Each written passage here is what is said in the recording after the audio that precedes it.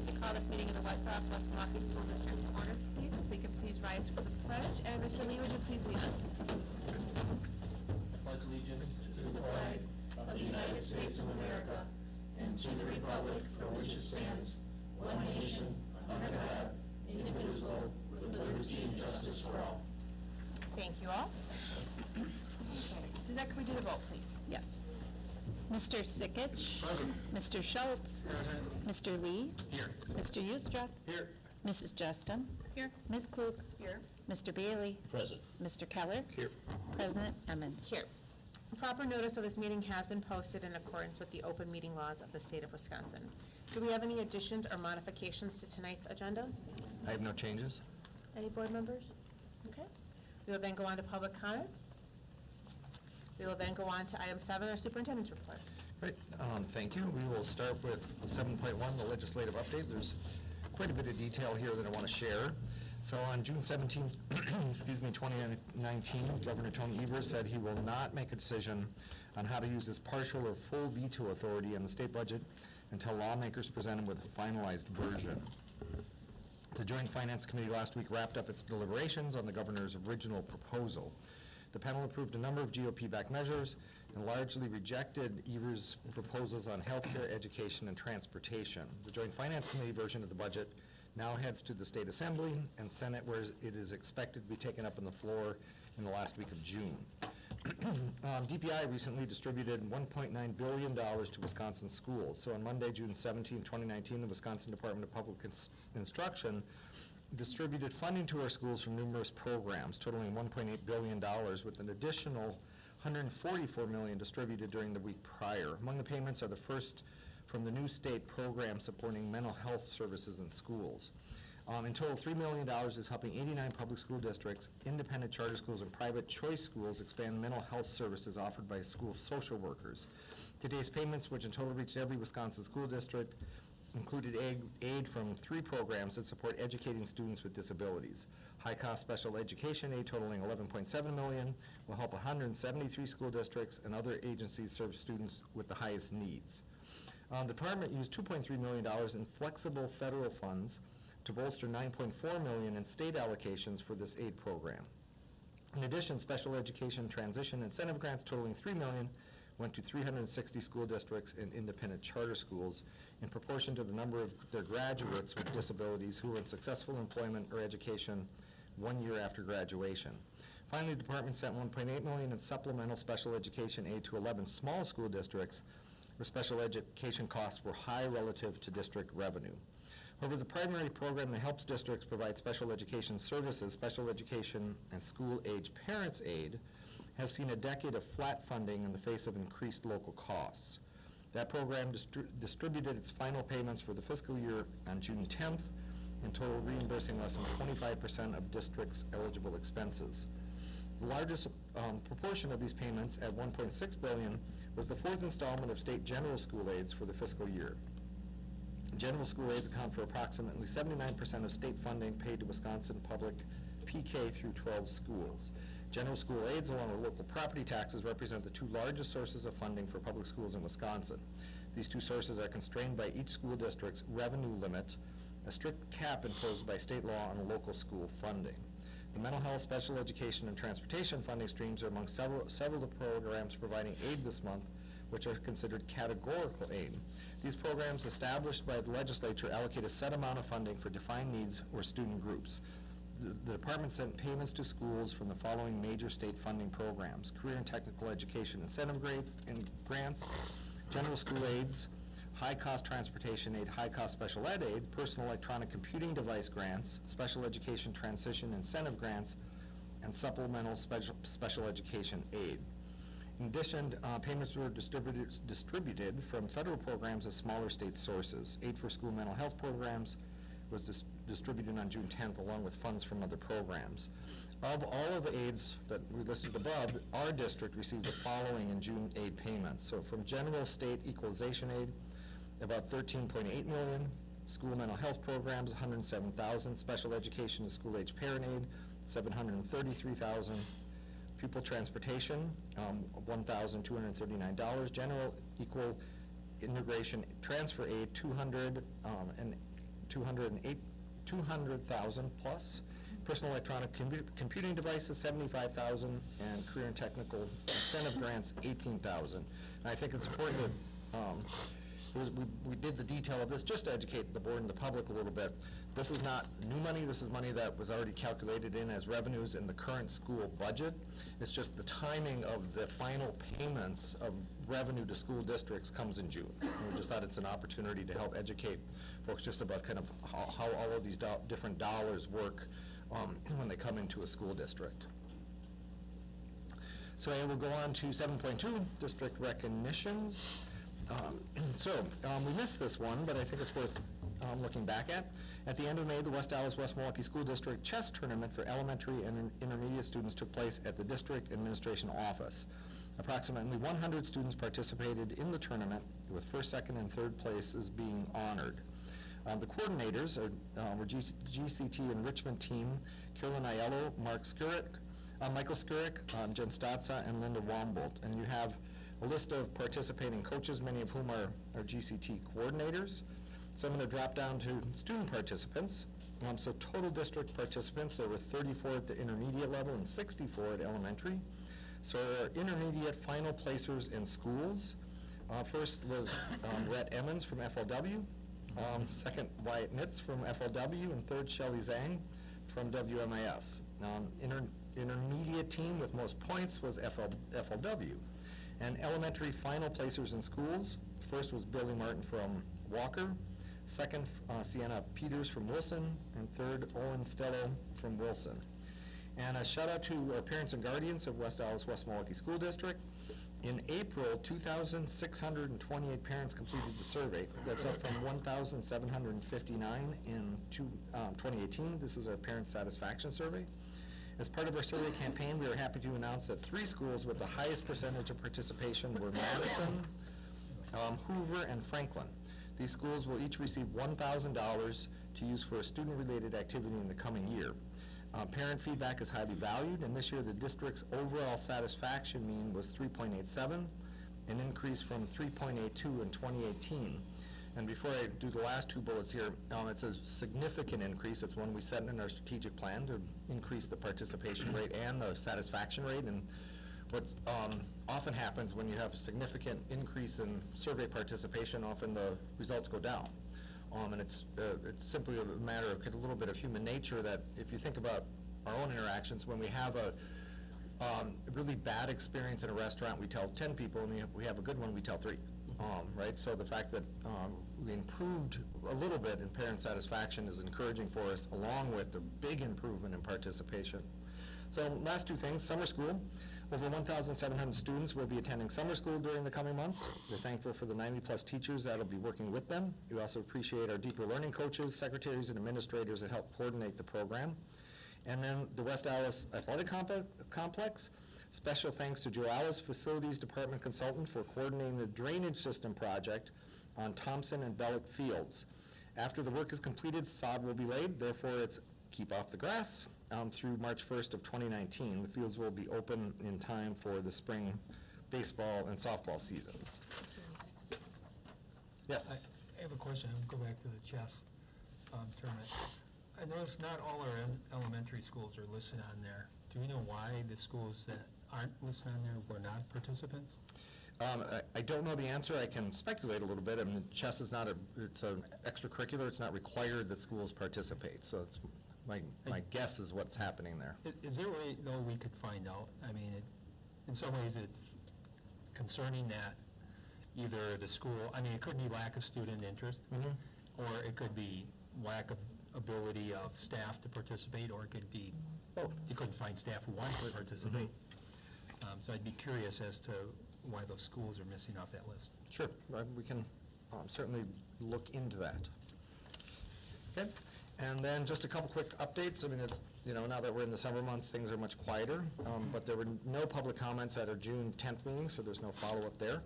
I did want to just highlight a little bit of the work that's going on. Well, it's not a little bit of the work. It's a lot of work that's going on at Dot-Key High School right now. We mentioned this a little bit through updates to the board, that Dot-Key is transitioning to be more of a PBL and eventually an entirely kind of project-based learning-focused high school. And we're also working to identify future DOTKey students earlier. What happens now, if you think about our process, it's largely 11th and 12th graders, so these are kids that have struggled and failed for 2 years in high school, or maybe 3 years in high school. And we've allowed them to have an experience of, I'm a failure, I'll never graduate, until we identify them and say, let's put you in a place that can really help you, and DOTKey certainly has, that track record. And so what we're doing right now, to try to identify students earlier, we're using Panorama. And so it's a fascinating tool for us. So we're using Panorama, and what we've done, and it really is Chris Miller and Alex and Greg Gels at DOTKey, they they identified the most successful project-based learning students at DOTKey that were there this year. And then they looked at what's their profile in Panorama. So what's their academic profile, right, because that lives in Panorama, and all their social emotional learning indicators. And so from that, we get a kind of picture of, okay, who's the profile of a successful DOTKey student. Then we overlaid that on rising 9th graders, right, so incoming 10th graders. And there's about 80 kids that are D and F students right now at the end of 9th grade that fit the profile for DOTKey. And so we're going to be meeting as a whole team, the high school principals, the team from DOTKey, to talk through. And we've created some kind of key messages that we're going to create the opportunities, should students and parents elect that, kind of like what we do now, but we wait until 11th and 12th grade, to potentially move them to DOTKey earlier. So rather than allow them to fail for multiple years, do a little bit of early intervention to see if we get better success for those young people. So it's interesting work. It's new work for DOTKey, but they've been preparing this for quite a while. They have a whole new website that's going to come along with this that helps tell the story. Urban Misfits, it used to be called MKE Misfits, and is now Urban Misfits, has done a video will launch on their new website to help the community understand some of the transition that we're working on. So trying to shift from alternative high school to a project-based learning high school. And then some of my work, I'm completing the end-of-year meetings with principals. They've taken longer than expected, but each meeting has been longer than expected. But they've been really good conversations. I think good feedback for principals. I'm learning a lot from what they need in terms of support, but I'll be done with those tomorrow. And then it's just getting all of the last things into our evaluation system. So that wraps up the superintendent's report. Right. No? I just had a question about the DOTKey transition. So you said 80 students, so assume all 80 say, yeah, I want to go. Part of the benefit of DOTKey was the smaller class sizes. So is there, if you add 80 students to that, that would obviously increase class sizes. So is there a plan associated with that to maintain those lower class sizes, or what is the process? The smaller class sizes are still part of the plan. So DOTKey will not serve more than about 250 students. Okay. Sometimes it goes a little bit above that, depending on needs. All 80 won't end up there. Right.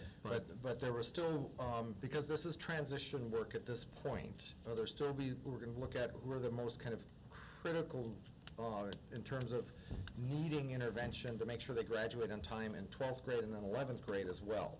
Say of these incoming 12s, 11, and 10, who are the students that are going to go to DOTKey. What typically happens is DOTKey opens with around 100 kids, and during the course of a year gets to about 250. So this will have more students at the beginning, but there'll still be space to add students. Because a part of the learning is how did our two other high schools make sure kids are staying on track. So there's not as much need for that kind of intervention late. Right. But we'll start doing kind of what looks like the intervention earlier on. Okay. Marty, I just want to thank you and your team and your staff, administrative staff, for doing what you're doing for preventative situations with the schools and the children. I really want to thank you. Appreciate it. Awesome job. All right, we will move on to the board president's report. We'll take a look at the board calendar. So today is Monday, June 24th. We have a regular Board of Education meeting, and that we have 2 workshops on equity mindset and equity non-negotiables, and then a proposed budget workshop. Our next meeting then will be Monday, July 8th, beginning at 6 p.m., which is a regular Board of Education meeting. On Monday, July 22nd, we have a regular Board of Education meeting starting at 6 p.m., and following that, a workshop on benefits review and other post-employee benefits.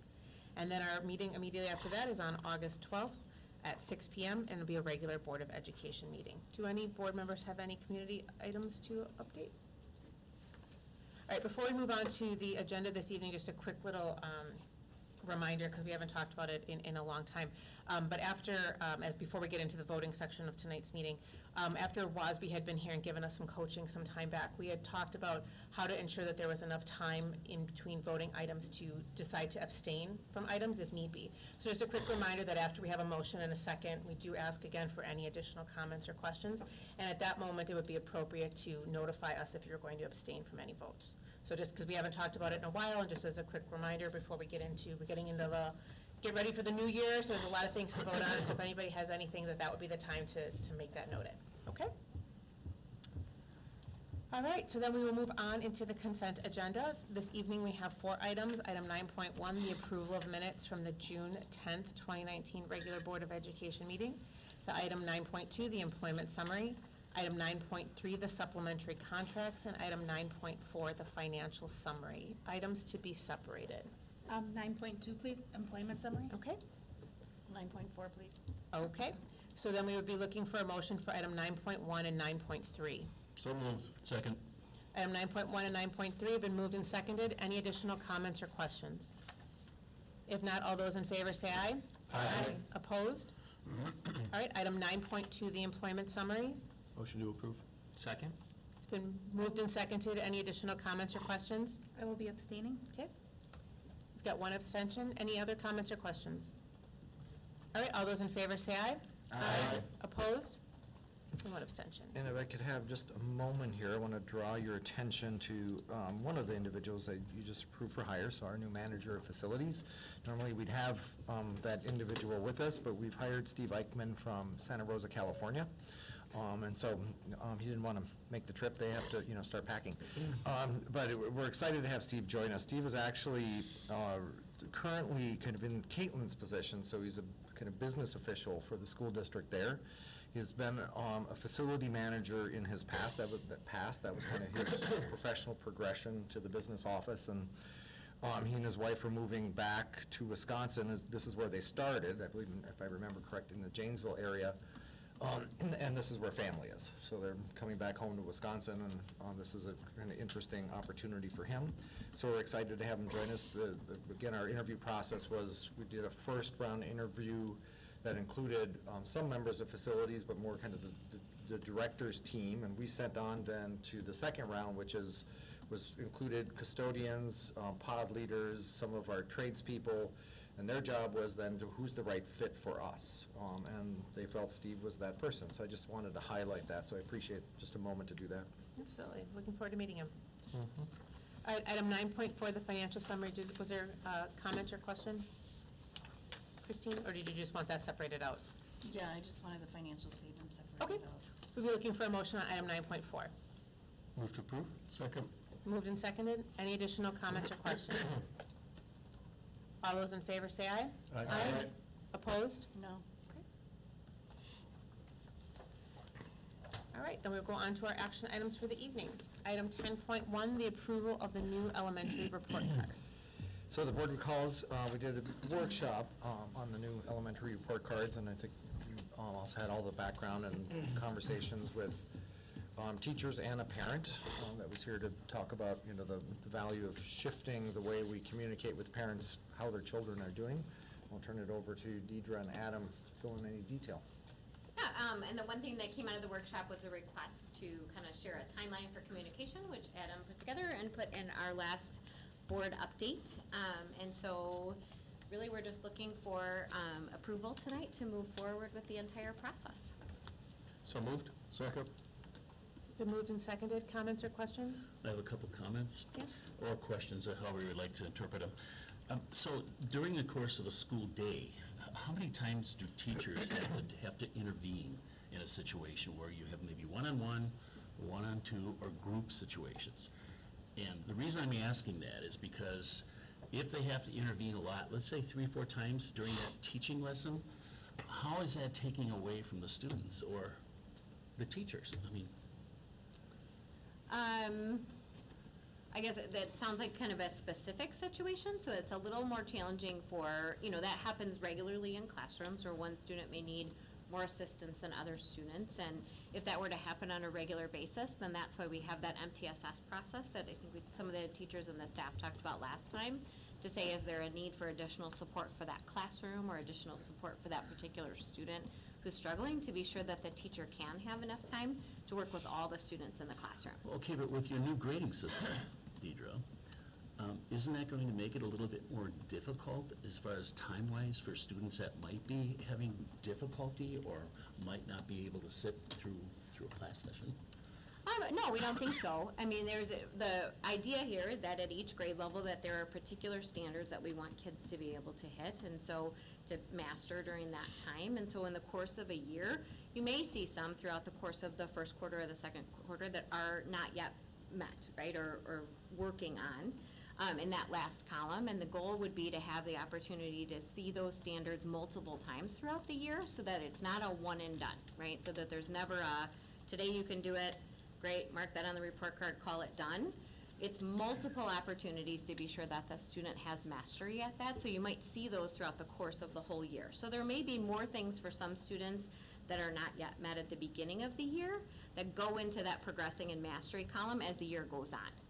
So I guess what I'm not understanding then is if you had made the comment one and done. Obviously, sometimes it's not one and done, like you basically said. It could be one and not done, two and not done, three and not done. So when that occurs, are we going to have 2 teachers in a power, 3 teachers, 4 teachers? What's going to happen? Because one teacher, I don't think is going to be able to handle a group situation where you might have 1 or 2 children that aren't managing the time, that they're disturbing the class. Sure. I mean, that's the case now with the report cards that we have now, as well as with the case as we go forward. If a class has numerous students that are really struggling to hit at all the standards, then we do all kinds of things to evaluate whether or not again, like I said, the student needs additional help. Does the classroom need additional help? Is there some coaching that needs to happen for the teacher that's in that classroom? All kinds of things can be added or subtracted or discussed at the school level around a particular classroom that's having challenges if there are multiple students who are struggling to meet the standards. Okay, because I know in some situations it's very difficult for some of our teachers presently to be able to do those things because of the time allocated to them teaching and not teaching, and then going through and saying, well, we need to do this lesson over with a particular child one-on-one.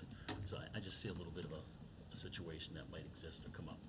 Yeah, and I think schools, that's always a concern, Dan, and there's, always reason to make sure that we have enough resources to make sure that all the students are getting to where they need to be. But we spend a lot of time working with schools and meeting with them and talking about what professional development do the teachers need, where do we need additional supports.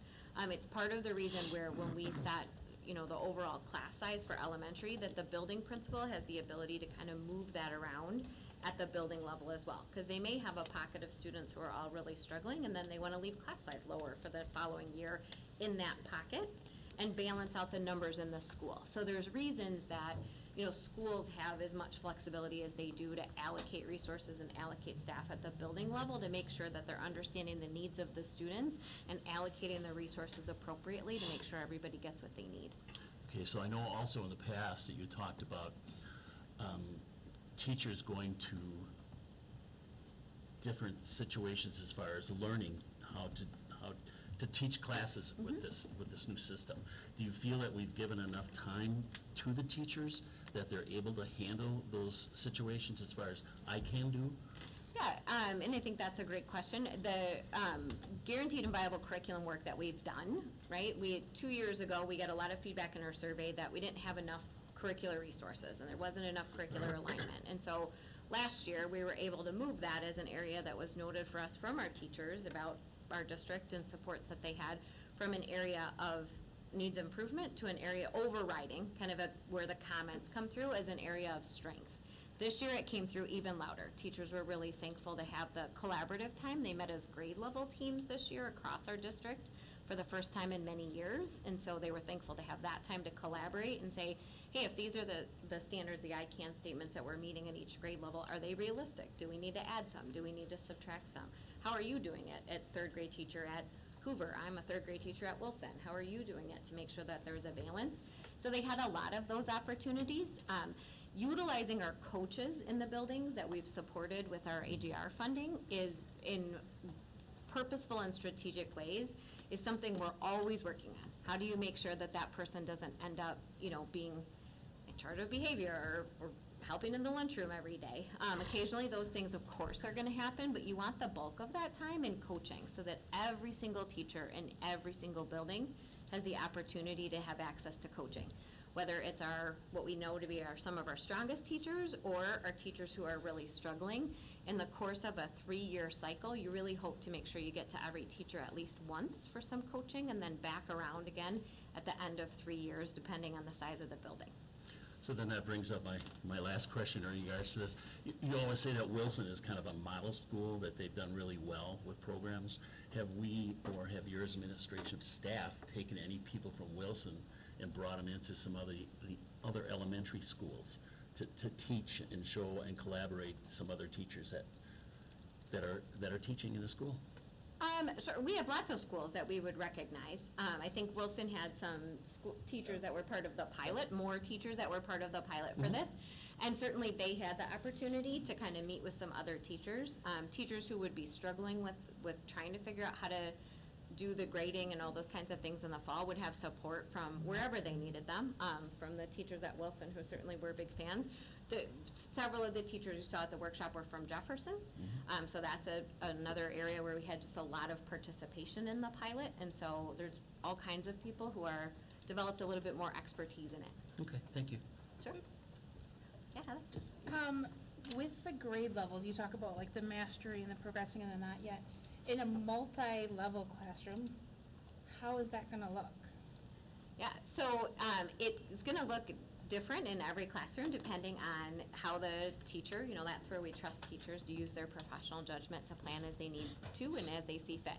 We'll have some that will have taken more of a project-based approach, so they may look at, if it's a 4th, 5th grade split, they may be mastering some of the 5th grade writing standards at the start of 4th grade, right? But then they may not get to some of the 4th grade math standards until kind of flexibly in and out throughout the course of the 2-year cycle.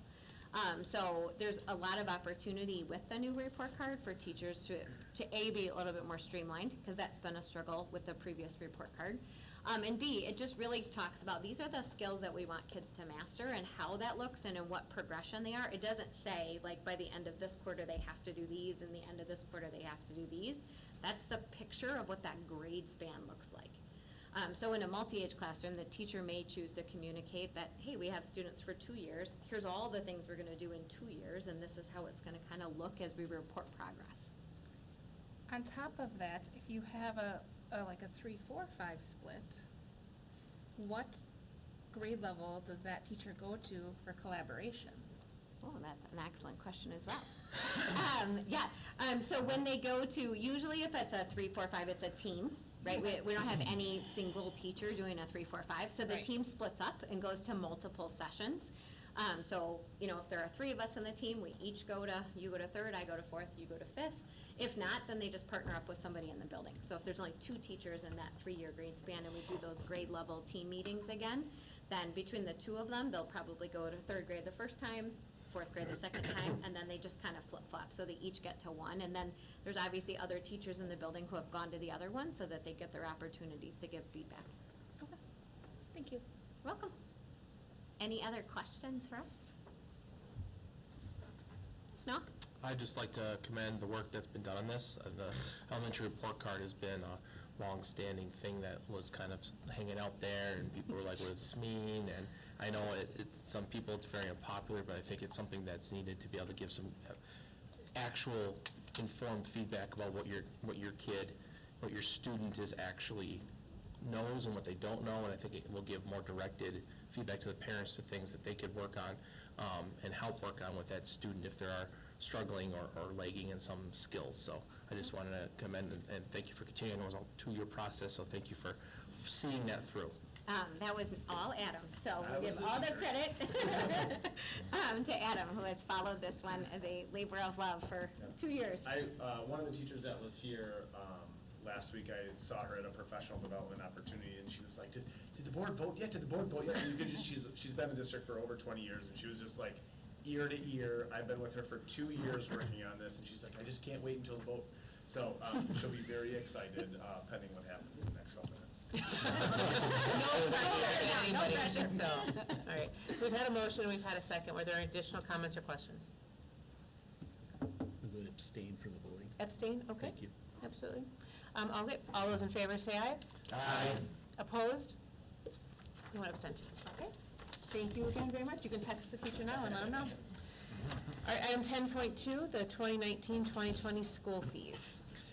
So this is an annual item where we need the board to take action on school fees. There are no proposed changes, but Caitlin will join us to bring this forward and answer any questions.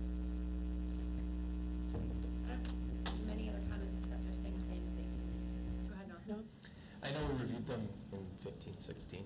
Is there a schedule of how often we review comparing fees to other districts to see how, where we, is it a standard time or just whenever we want to sort of situation? I haven't found a standard schedule, but it's certainly something that I'm interested in looking into next year, that and kind of our fee collection process as a whole. So it's on my radar. Okay, that's all. And then another note with the fees is that the lunch fees, they're staying the same, but our meal prices are managed through this federal required calculator. And they would go up, but our fund balance is sufficient, so they're not. So shout out to our awesome food service management company that's maintaining our surplus fund balance, so. I just have one question.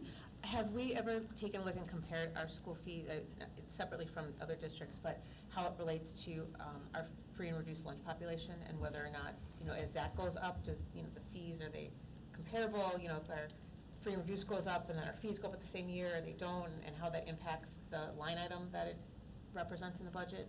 Just some kind of correlation at some point. It's not relative to necessarily voting on this, Sure. but just as a piece of the overall understanding of our population. It might be a helpful piece down the road. Okay. Christine? I had a question. I know that we had mentioned in committee that we had 3 million in Fund 50. At what point Approximately. does that's the fund balance that helps to keep the price down So per I student, don't correct? know exactly what the threshold is that allows us to not have to increase our lunch prices. I can look into that. However, we currently have, so our fund balance is about 2.7 million, 3 million-ish. We're about 750,000 over what's actually even allowed. So we can still go down by 750,000 and we still wouldn't meet that threshold that would make us increase our prices. I can say that confidently. That was my question. Thank you. Any other questions for Caitlin on this item? If not, we'd be looking for a motion. So moved. Second. Okay, moved and seconded. Any additional comments or questions?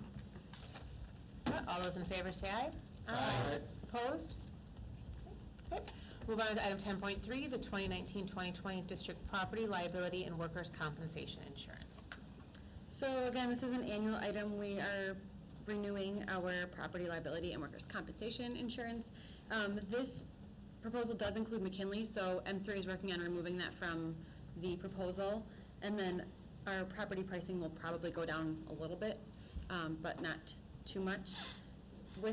In this proposal, you'll notice a big increase in rates in our workers' comp. So about $125,000 more in premiums we're going to be paying in 1920 versus 1819.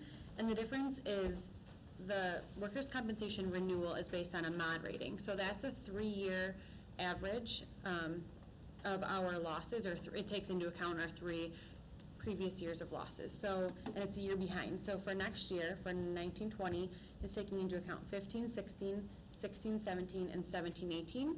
So we dropped off 14-15, and in 14-15, we had that year only saw 162,000 in losses, and we brought on 17-18, which was about 530,000 in losses. So we replaced a good year with a bad year, and that's why our mod rating increased by so much, and that's why our workers' comp insurance is going up by so much next year. So in 3 years, that big year will fall off then. When I looked at this, I see Jefferson, and then I see Franklin, and I see Franklin Fieldhouse, but I do not see Jefferson's little field house thing. Is that included in the Jefferson property, even though it's a separate location? I would assume, but I'll check. Well, and then it says Franklin Fieldhouse, 1345 South 47th. That can't be correct. Which one? Franklin Fieldhouse? Yes. So we have to update the address for Franklin Fieldhouse. Unless we have another one we don't know about. Yes. Another Because property? then it says Fieldhouse, but then it doesn't have Franklin School's address either, unless I'm missing it. And they're out of order. It's out of order. Because Franklin Fieldhouse is here, but then it says Franklin Fieldhouse, 1345 South 47th. Number 21, location 21. What page are you on? Page 8, sorry. So Franklin Fieldhouse is on there, and then what's the other one you mentioned? Jefferson's, I guess, what do they call it? Fieldhouse, it's the Fieldhouse, right? That is not on here anywhere. I do not see it unless someone else sees it. Yeah, no, the Fieldhouse address is correct. It's listed as 21 on page 8, 1964 South 86th Street, West Dallas, Fieldhouse. That's But the on address, right? this copy, so maybe there's two copies floating? No, that just says field house. And that's for central, isn't it? Oh, so there's two locations listed. Franklin Fieldhouse is 1964 South 86th. Yeah, and then Then there's. number 21, what is 21? That's a community, the Franklin Fieldhouse is 21, the 47th Street is the Oh, it community goes center. up, yeah. It's a community Yeah, center. the name Got is it. below it. There you go. Got it. Oh. So that's the West Monkey Community Center. Okay. So we're good with Franklin Fieldhouse? Yes. Yep. I'll just look into Why do we insure in the community? making sure that Jefferson Fieldhouse is included in Jefferson's. It's listed separate. It's listed as number 20 Oh, as the it is. field house, and Jefferson Elementary is listed as 20, number 1, and the field house is listed as 20, number 2. Yep. But they're both listed as 20. But it is Right, but it's technically a 20.1 and separate- 20.2 are the two buildings at Jefferson. But that's what I'm saying, is because they're separate buildings. Because in Franklin, where we have Franklin School and we have Franklin Fieldhouse, they're listed completely separate. Maybe because This the address is same different? number? Because the Maybe address is different? different. Because the Okay. address is listed the same for Just both putting it Jefferson out there. facilities. So, just point of clarification so that you know when Yes. you're looking at it too. Yeah. So, And the district officers are listed on here too, but they said that they weren't on here? Or this is just insurance based off of the rental, just on materials? Yes, that's just materials, not building cost. Okay, never mind.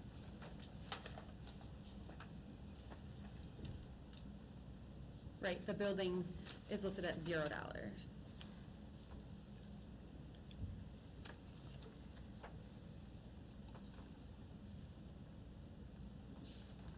so just the contents.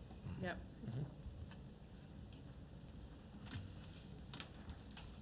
Any other questions? I have one question. Mhm. So as far as insurance companies, is this another thing that if we would switch insurance companies, it'd be an RFP, or are we just like, this is our insurance company forever, no matter what? I'd have to ask M3 that question.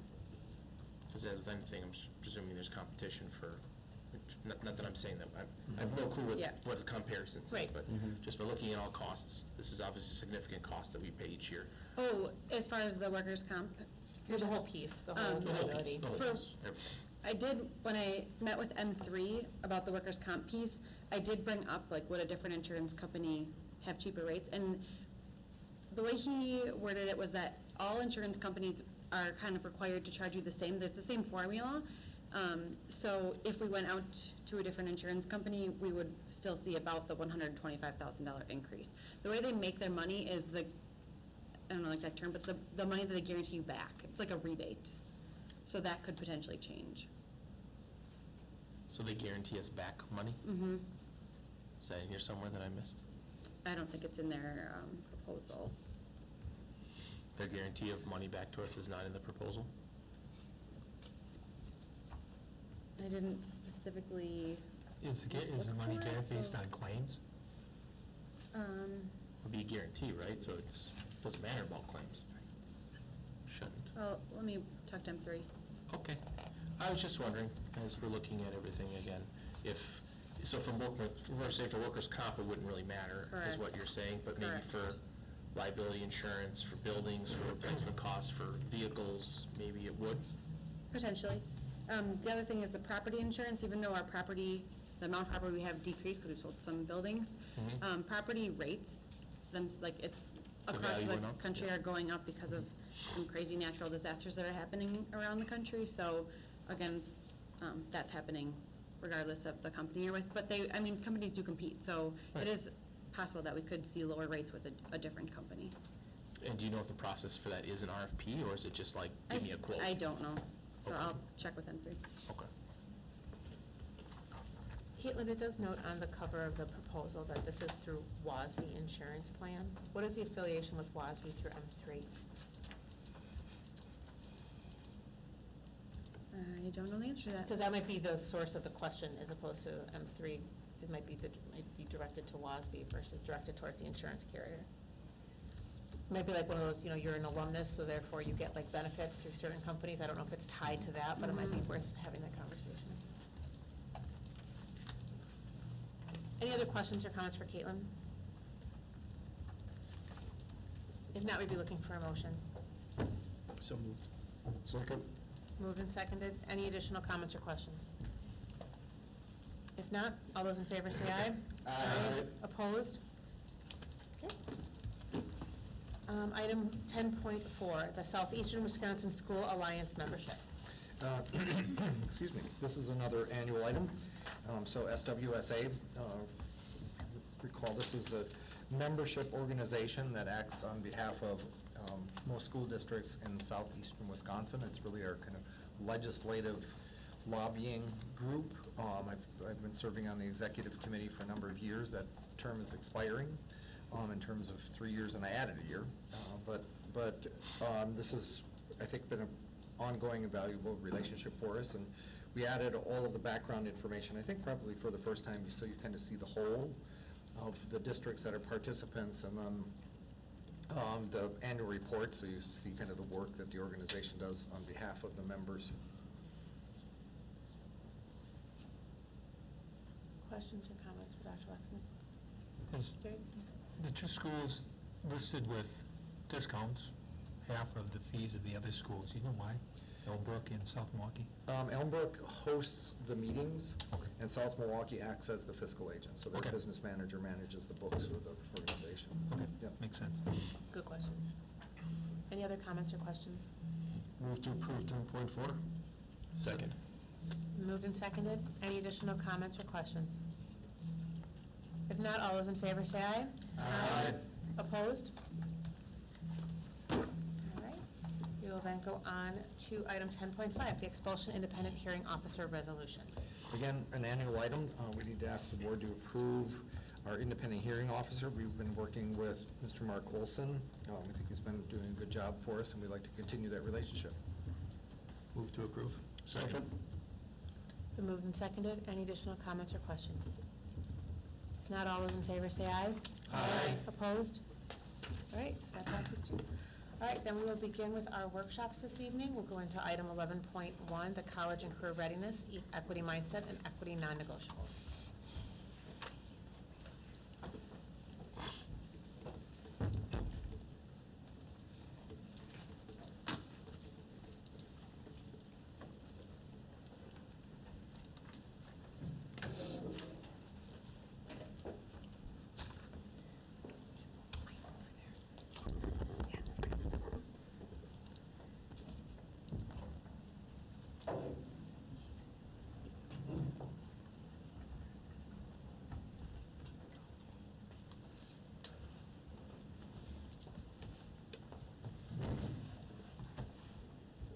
Okay.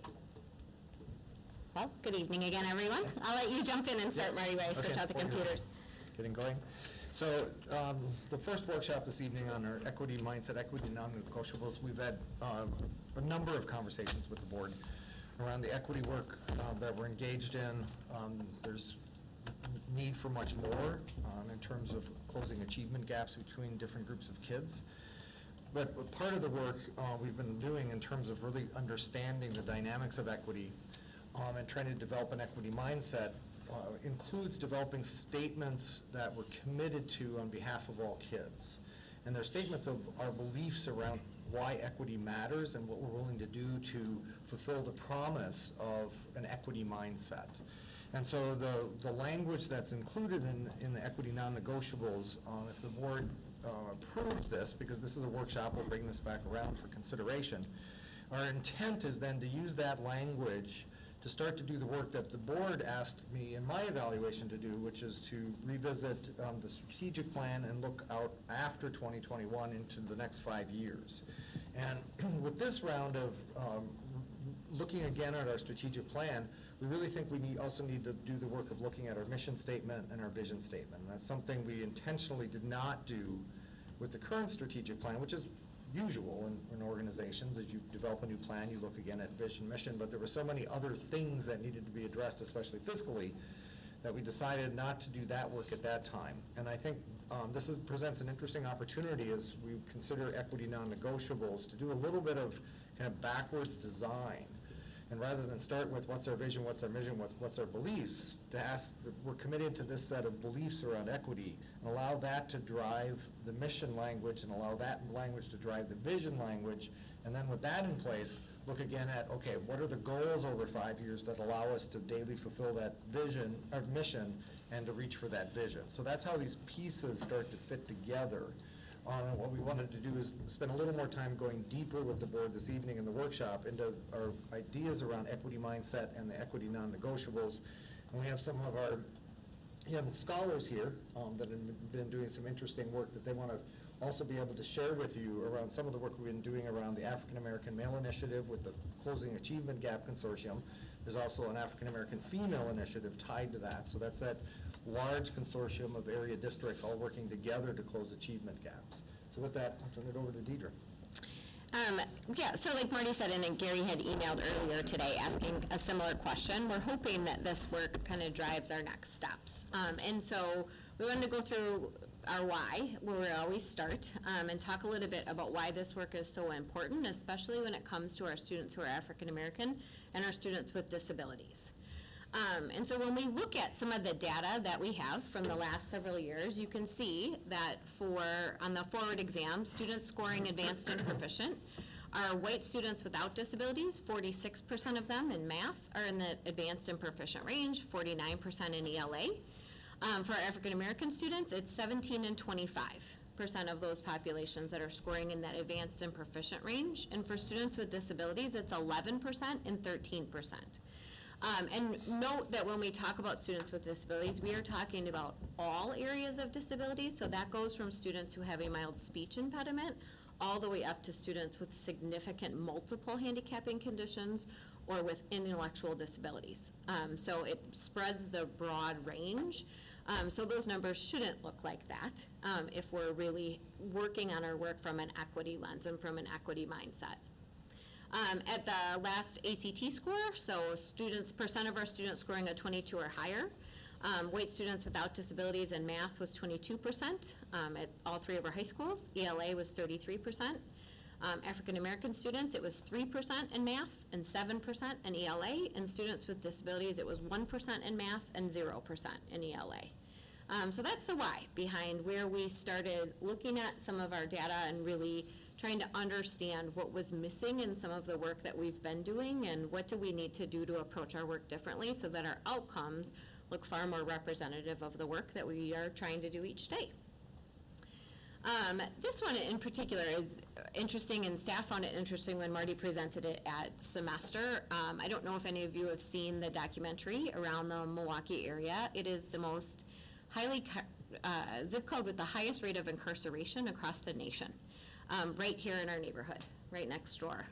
And one of the things that comes out of some of that data is looking at the percent of our population that are incarcerated in our area and the percent of those that are incarcerated that affect Black youth. And so when we get the work of public school wrong, and when we don't hit at the equitable lens and the equitable mindset that we need to, we create a school to prison pipeline where we have more and more students who don't have the skills they need to stay employed and stay out into our community, and they end up becoming incarcerated. And the statistics are alarming at best. So, total youth by race in 2013, we had 76% of our total youth in the Milwaukee County area were white, 3% Asian, 10% Black, 10% Latino, and 1% Native American. The percent of the incarcerated youth by race, 92% of those youth that are incarcerated are African American or Black. 6% are Latino, 1% is Native American, and 1% of the population that's incarcerated in our area in Milwaukee County are white. And so there's some inequities that are created by our system over time, by our historical perspectives that have created some of this data that we are looking to work really hard to have opportunities in public school that change that for students. Because that's what happens when we get the work wrong of public education. I don't know if you had anything else to add to that one, Marty. So where did we start with trying to figure out how to make sure that we aren't contributing to some of those statistics in the West Allis West Milwaukee School District? We started with our strategic plan focus, which is that personal excellence for all students. And when we really started to dive into places across our nation where equity gaps don't exist or where they're very minimalized, they were districts and systems that were using the deeper learning work as their framework. And so that is a chunk of where we started with that work, was saying if we want to create more equitable outcomes, what's the pathway? What's the foundation that we need to have in order to do that? And it comes from the work of the deeper learning and through those 6 competencies and making sure that we're hitting at those as life skills and as academic skills in all the classrooms. We then started also with our leadership team on doing the ICS modules. So those are nationwide work where you understand the history of marginalization over time, you understand how the system is actually created, the equity gaps that we have, and then you learn some strategies and what you can do about it. And the last step of that process with the modules is to create some equity non-negotiables. So as a leadership team, we did those modules together all of last year, and then ended in our June retreat with leaders to create our equity non-negotiables. What does it mean here in West Allis, West Milwaukee? And then we used the chunk of this year to vet them with teachers and leadership and staff who brought them back to staff and talked about them more and changed around some of the language that you guys have seen in the draft. And then we've spent some time starting to understand what our biases are. Like, so what are those underlying biases that people have that create situations of inequity, whether intended or not intended, that are sitting there. Kind of talked about all of these. One of the steps that we took was to also rejoin the Closing the Achievement Gap Consortium, like Marty talked about. So that is a group of area districts that all, here's the list of everybody that is a member. It's a list of area district, or a group of area districts that all work together, and they meet monthly to talk about like inequities in the system and inequities in our practice, and how do we close the achievement gap, especially for students with disabilities and for students who are African American. It includes most of the districts immediately in our area, as well as some charters, as well as members of the Department of Public Instruction also come to the meetings on a really regular basis. And the mission is to try to figure out as a group, how can we create opportunities that are equitable for all students in each one of our systems? And out of that work came the African American Male Institute and recently the African American Female Institute. So with that one, I will share it over to the team and let the young gentlemen introduce themselves. Demetrius has been leading that work for us for the last couple of years and following up with the students after they attend the workshop to mentor throughout the course of the year and continue to do all kinds of activities, which there's some pictures of up there right now with some of the gentlemen that are with us tonight. So with that, I'll kind of pass it over to you guys. If you want to talk a little bit about what AAMI is, and then how you've gone, and then what your experience has been like. Well, AMI is basically what you said, is the Closing the Achievement Gap. And being the AMI, I learned a lot about more so being a Black man, and so to take a bigger step, becoming a bigger role in the community, and to be a bigger person in outlook of life. And the AMI, like from when we go up to college to learn, and we have all these role models to introduce us to see like the bigger picture of stuff. And I've learned a lot from it. I've made multiple connections to better myself and put myself in a better position. from kids from other schools, and we're all learning to become better men. And I took a lot out of the lessons, and more so, like, there's been lessons that I've really changed, like, my outlook on life, more so because just how I can see a bigger person that's not supposed to make it out, and then, like, talk about their life experiences, how they weren't supposed to make it out, really puts a toll on, like, realizing how I can be motivated and continue on. And can you talk to us just a little bit about, what did it mean that you had to do? So you went to Concordia? Yeah. So we went to Concordia, I think it's like 3 nights, 4 days, and like I was saying, like, they have a bunch of role models. They had the owner from G's Clippers, they had the Bucks social media manager, a bunch of poets, and they were talking about it, how they started to become a better black man, and how hard it was, and how they gave us lessons on how to become better black men, and just being up there with the other students from other schools, it really like puts a toll on like how you can look at other people, like how other kids from other school districts feel like it's more so like a relationship, like building bonds. And You want to add to that? I just also want to say that that's just close to achievement gap, but also close to gap within the black community. For me, I don't really struggle in academics as much as they say on like the website. I in a lot of AP classes and such, but I'm like disconnected from the black community and black members at our school. So going to AMI really helped me just get connected to my community, learn from the black men that help run it, and I also get to see some good examples of the Bucks leaders, or just this guy said he bought his first house at 18. Like, I didn't even know I could do that. I just really thought, okay, go to school, go to college, your regular American dream. But with that, it kind of helps you get outside the box and just dream bigger. And Demetrius, you just want to talk about like how many students we've had participate up until this point? Yes, good evening. So, Demetrius Foster. So the AAMI program has been such a great opportunity for our students. So, as Deidre had mentioned, we do have students representing from various school districts, the school districts that are listed. This year, West Allis, West Milwaukee, we will be sending 33 students, boys and girls, attending. The girls program, AAFI, actually starts tomorrow. The boys, they have their program, which is going to start at the end of July and on August 2nd. And so it's similar to a pre-college program where they're going to live on campus, so they're going to pack up and leave their parents. I know it's fearful for some of these young men, but they're actually in year 3 of the program, correct? Yep, year 3. And so they will live on campus for 3 nights, as Keenan had mentioned, and they will eat on campus and really get a feel for what it's like to live on a college campus, go to school. So it's all about really experience what it's all about. And so they actually have actual classes in which college professors come in and work with them, various leaders throughout the community who work with them and do different workshops and leadership trainings with them. And then they go on various field trips throughout the city of Milwaukee. Actually, the girls program, which starts tomorrow, Michelle Obama is coming to speak to them on one of the affairs.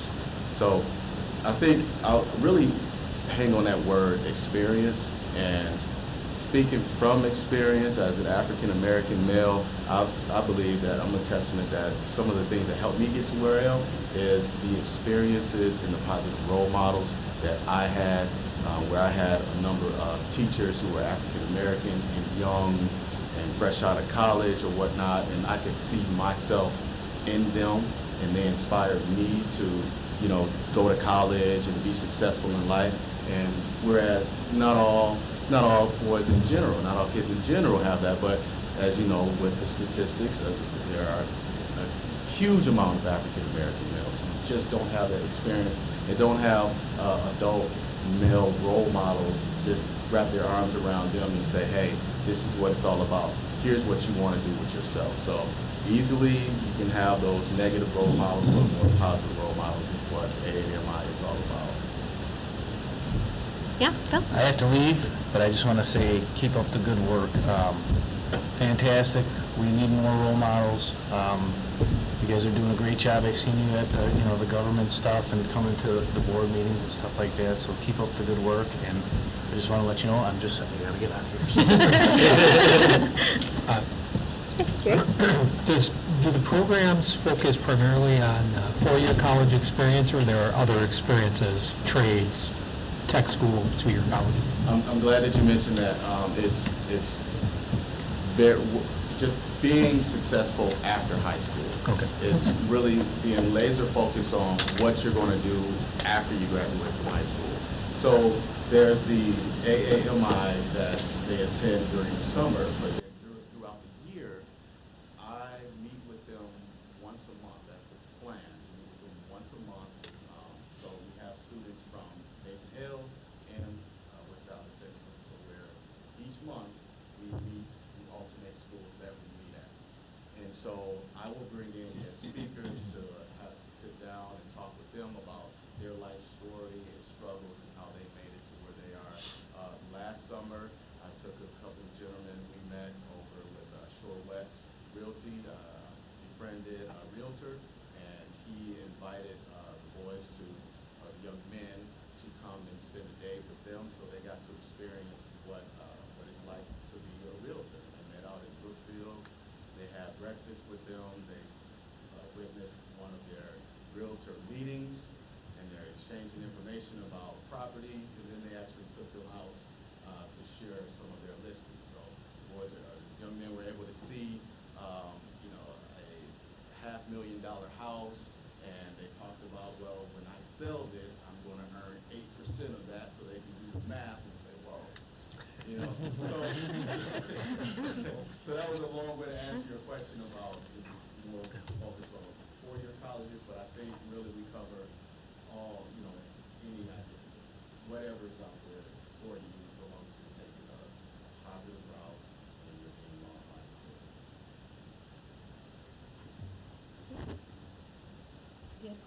Thank you.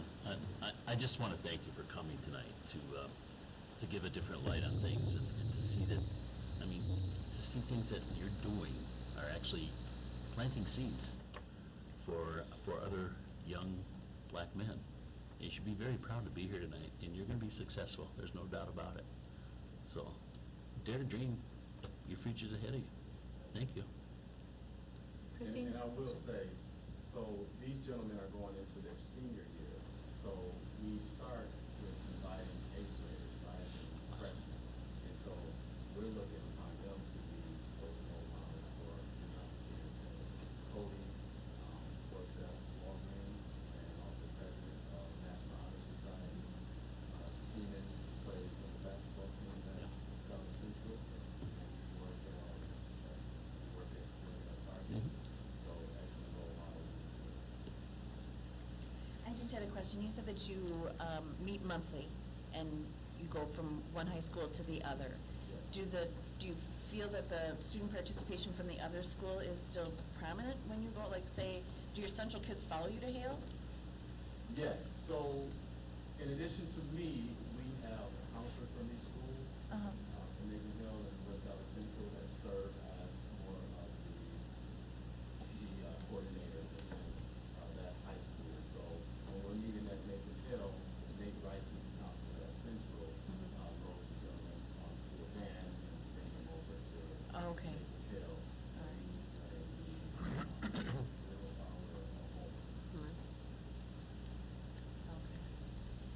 Have you reached out to the Dotkey students at all? To include them? We have not to attend the program, however, over this past school year, there was a college readiness summit, so we had opportunities to attend that. We start by identifying the students in between 8th and 9th grade, and so some students who may end up attending Dotkey otherwise would perhaps be identified in that. Your hope is that, again, as we're looking to do more of that early intervention, the more supports we can provide earlier on the less likely it is that the students will end up credit deficient and therefore needing a significant intervention like that. So it wouldn't be with an intention to exclude, it's just most of the students that we've identified, right, we start in between 8th and 9th grade, long before kids actually go to Ducky, and then with some of that mentorship and some of the supports we've provided, the hope is that they don't become credit deficient.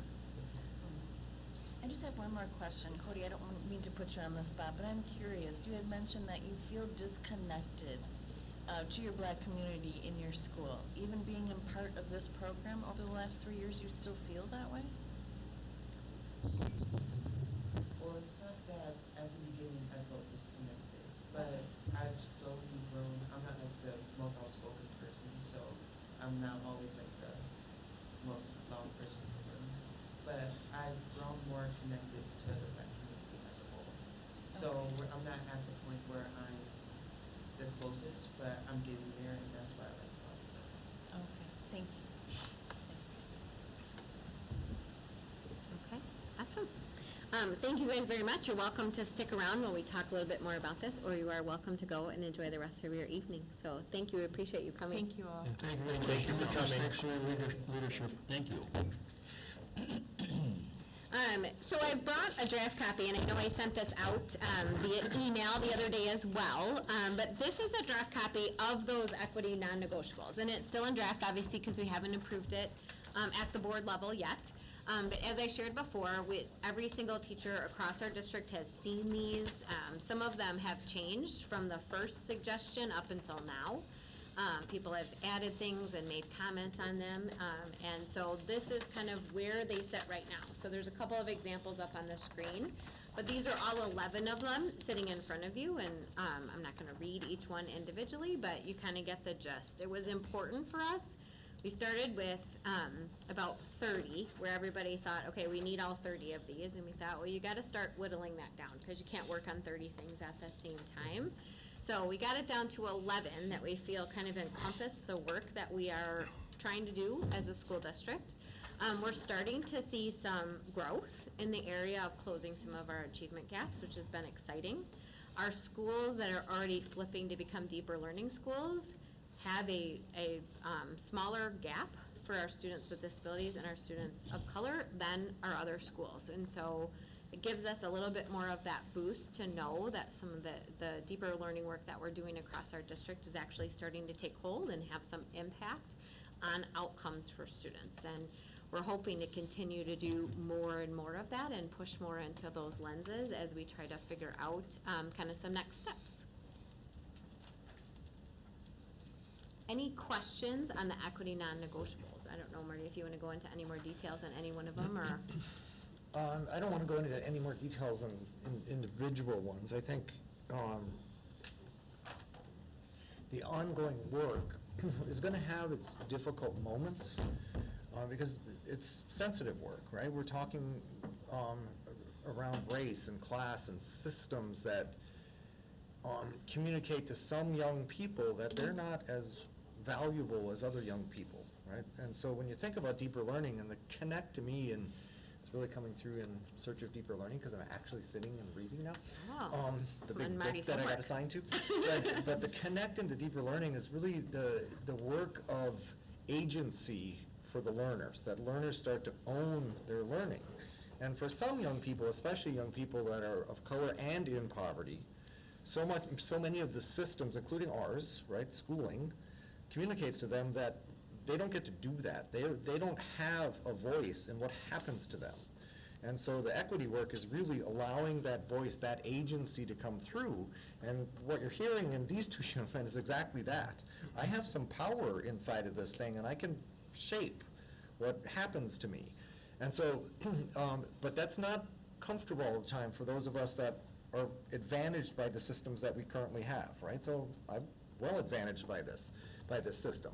So I think when you hear things and when people start pushing back because, we're asking them to think differently, we know that that's going to happen, and it has to be uncomfortable if we're actually going to make a difference.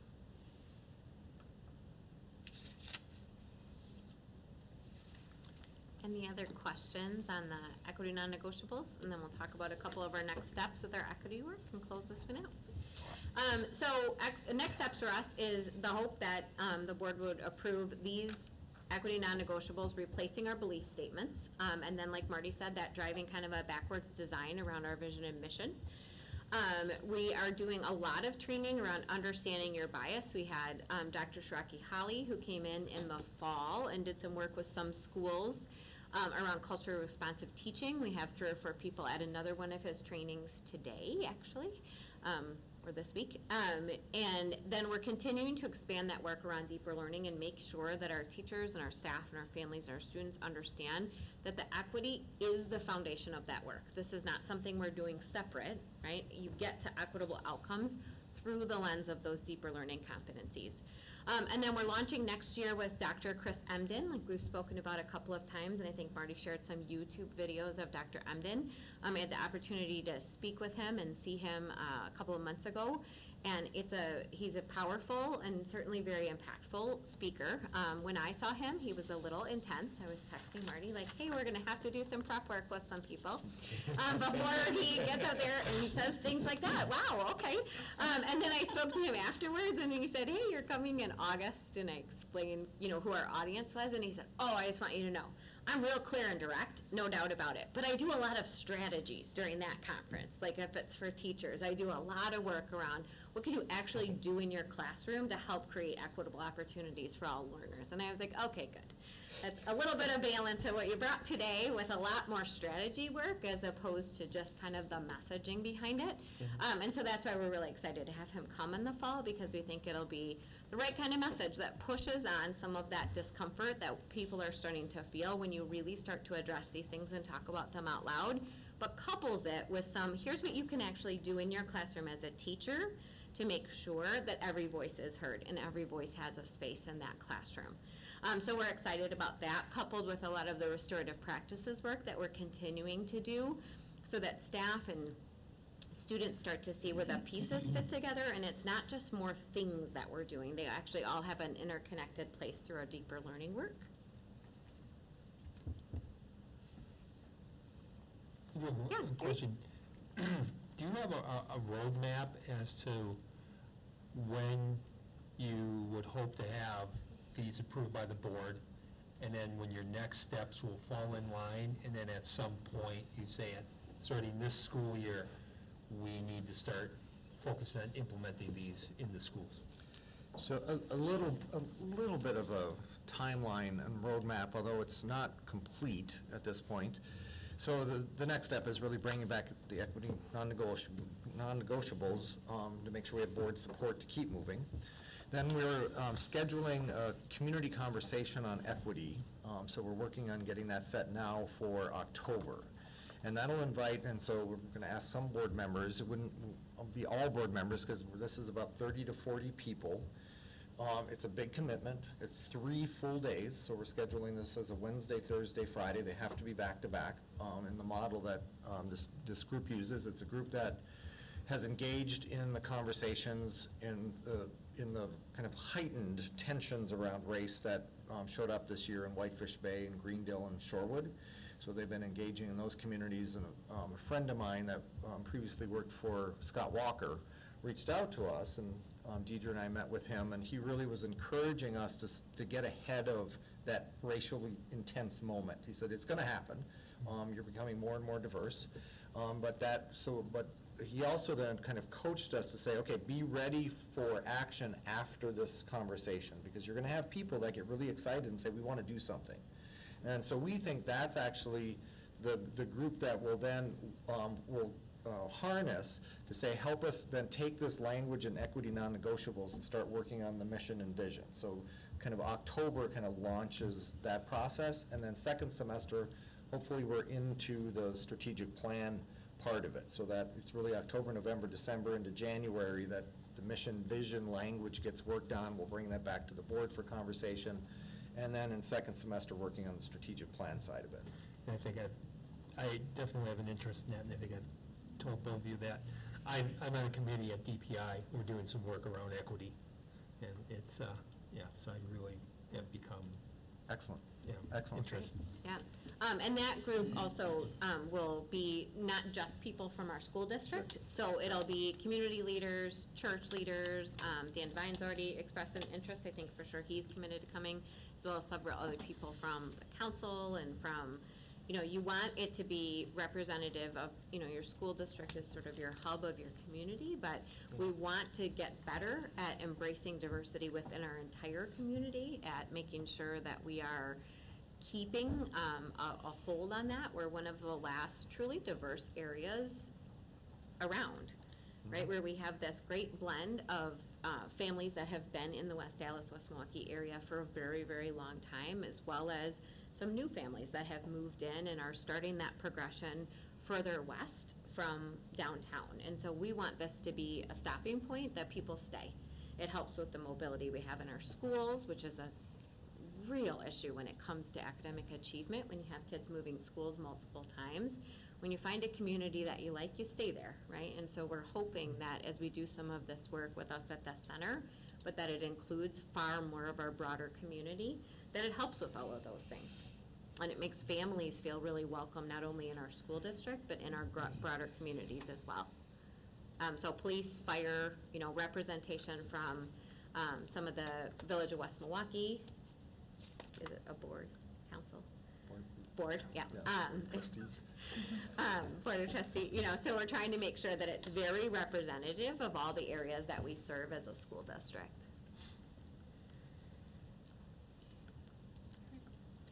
All right, thank you. Thank you very much. All right, we will go on to workshop 11.2, financial stability and efficiency, proposed budget workshop.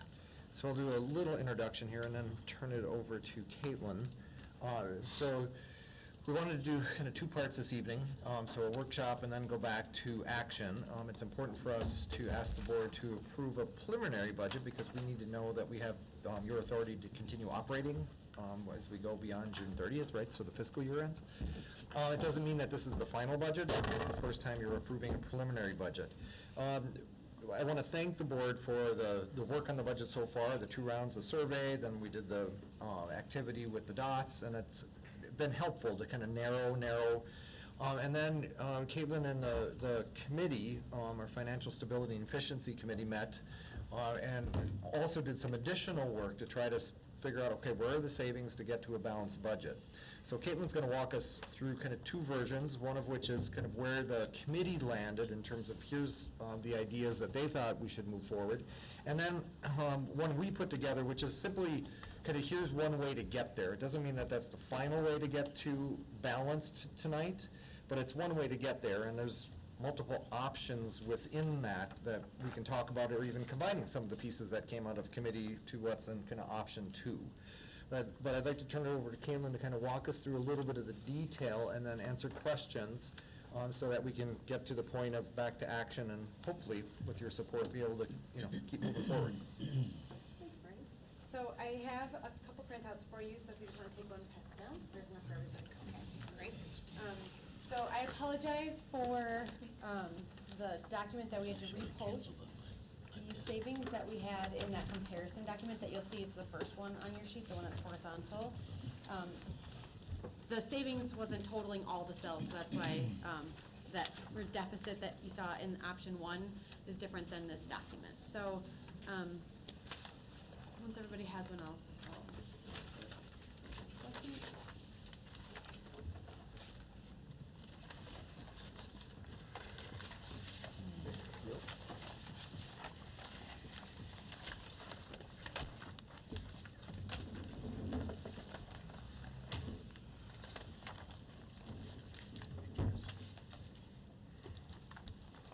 So that option 1 was thanks to our finance committee that met a week ago from today.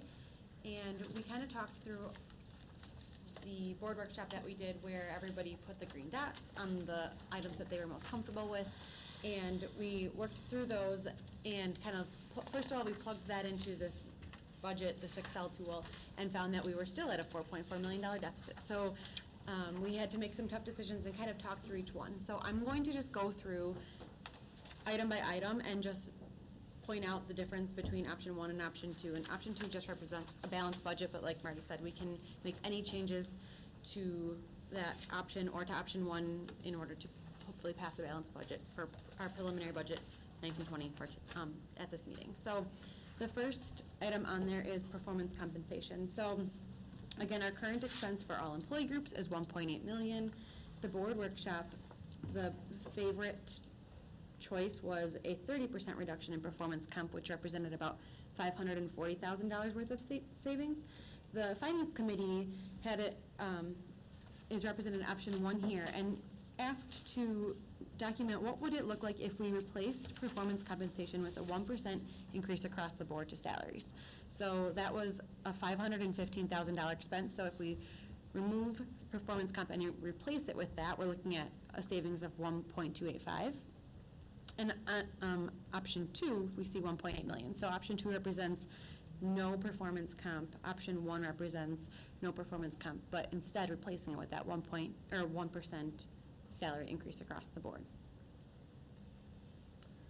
The next option, increase percentage of employees' share of health insurance. At the board workshop, that yellow line was increase employee share from 10% to 12%. It's $138,000 worth of savings, and the committee agreed with that. And on your little blue half sheet, you'll see what that actually represents in terms of dollars on a check. So it's a little bit tough because we don't have next year's rates yet, so we're using 2019 rates and saying, okay, let's pretend our rates stayed exactly the same. This is what they would look like if employees paid 12% instead of 10%.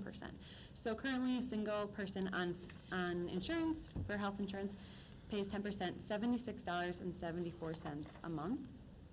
So at a proposed 12%, that would be $15 more a month at $92. For the family insurance, that 10% currently is $191.60. At the proposed 12% rate, it would be an increase of about $38, so $229.92 if the insurance rates were exactly the same. We build into our budget that they're going to increase by 15%. So in addition to any proposed the share of insurance that the premiums that employees pay, they would also see more of that impact of that 15% increase that happens annually. And 15% is not set in stone yet. We haven't had a renewal yet, but that's the number that we use when we build our budget. We do currently have two health insurance plans. So that first one is the base one that most of our employees choose. We do have some employees that choose the buy-up plan, so you can see there that what the difference in those premiums would be with a proposed 12%. And then the dental insurance. So currently our employees pay 0%, the district pays 100% of the premiums. So you can see the single would equate to $4.36 on a check, and for the family insurance, $12.86 on a check that the employees would then have to pay if we move to that 10%. So that's the third option, or the third opportunity in that comparison document is increasing the employee share of dental insurance from 0% to 10%, which represents about a $40,000 savings. The next item is reducing building budget. So in the board workshop, the board selected as the most voted item reducing building budgets by 20%, which represented about $374,000 worth of savings. And in option two, that $470,000 savings is achieved with a 25% building budget reduction. And one thing I want to note is when I had the principals do their budgets for 1920, it was a month or two ago, so everything was still in flux, and when I gave them their totals, basically, we have this one big spreadsheet that calculates exactly how much each school allocation is going to be, and I multiplied it by 0.75 and said, our board is still working on our 1920 budget, so we're going to use a 25% reduction for now, and this certainly could change. So they've already built their budgets with a 25% reduction in mind. So any increase, to be honest, over 25% would be like more money to them that they weren't anticipating. They built their budgets with a 25% reduction already. So moving on to the second page. Reduce unfunded professional development if Title II is reduced by 50%. So this is per the feds. It's rumored that Title II funding will be decreasing. This isn't per our factors or anything. It's not school district factors. It's a federal a federal funding that would be changing, and it's rumored to be being reduced about 50%. So what that means would be, we would have $115,000 of expenses that the current budget says, yep, we're gonna, even though Title II is going down, we're still gonna fund that just like we have been. So currently it's a $115,000 line item expense in our 1920 budget. So this item says the board workshop was reduced the unfunded portion by 25%.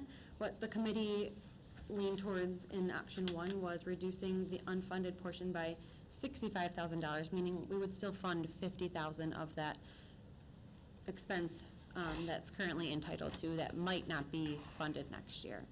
And then option 2 just maxes it out, so it says anything that was currently funded is currently funded by Title II. If Title II is reduced, we're not funding it.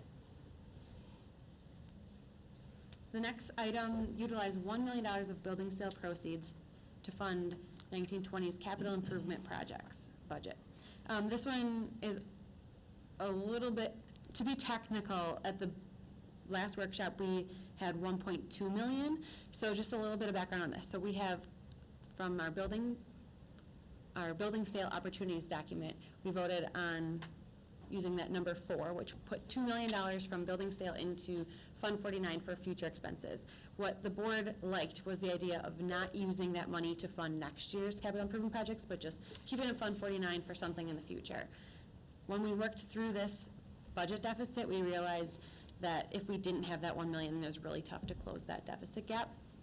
So that's why the Finance Committee decided to, in this first option, use $1 million of that $2 million that we're going to put in Fund 49 to fund next year's capital improvement projects, and then decrease what's currently budgeted $1.2 million for capital improvements just down to $1 million. So basically, this $1 million would fund all of next year's CIP projects, and it would still have $1 million in Fund 49 for future capital improvement project options. Mm-hmm. Can I just expound upon that a Yep, little bit? absolutely. So the committee was pretty solid in saying that we didn't want to spend any money out of Fund 49. We were pretty adamant about that. Mm-hmm. But when looking at the deficit that we were being faced with, we didn't see many other good options that we could utilize for that. And so we did agree that using the $1 million this year was something that was, if there was no other options, basically. So if there aren't other funds, that meaning we do better on our year-end amount, if the dollar amount is better than currently projected, that we could offset that $1 million by a certain amount, because this is, in effect, pushing down that expense to the next year. We're not always going to have a building sale to fall back on. And we were pretty adamant also about the fact that there needed to be a plan in place so that we don't come to next year at this time in the same situation and we don't have the building sale fund to fall back on. And so if we end up down this road and we don't have better options, collectively we have to work on a plan that would reduce our costs overall as a district long-term so that we don't have a $6 million deficit next year.